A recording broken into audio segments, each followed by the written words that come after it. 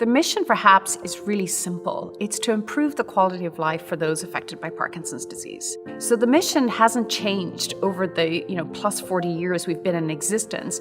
What has changed has really been the scale and the impact that our mission has made in this community. So we are very fortunate to have HAPS in Houston. I have always maintained that HAPS is the model support group. A number of other organizations have modeled themselves after HAPS. The reason that Houston needs HAPS is that there is no other organization to help these people. There's a whole psychological element to Parkinson's disease on, how to manage your life, how to have a positive outlook, how to continue to be, a useful person in society, although you've got this debilitating disease. There have been many studies that show Parkinson patients who exercise do much better. They have a better prognosis than those Parkinson patients who don't exercise.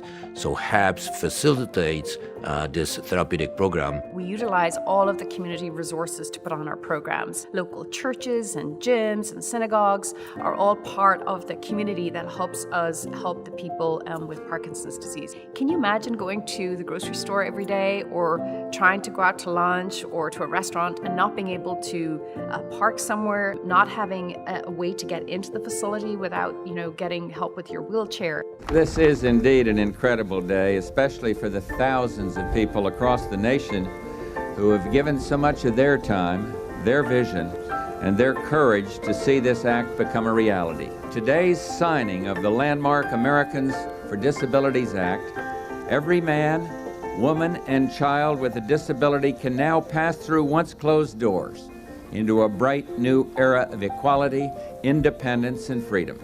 At many times during my dad's life, he's struggled and had the fortitude and the resilience to overcome challenges, including his challenge of the loss of the use of his legs.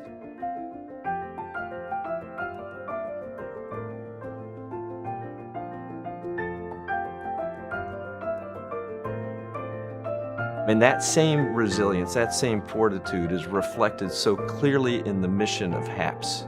Well, President Bush has been an advocate for those who are less fortunate and those who are disabled for a long, long time. He himself recognizes the challenges of debilitating disease such as Parkinson and has been very supportive of our efforts at HAPS. The George H.W. Bush Award, because of his huge impact on people with disabilities, we want to always recognize somebody in our community who display this optimism and hope for those with disabilities.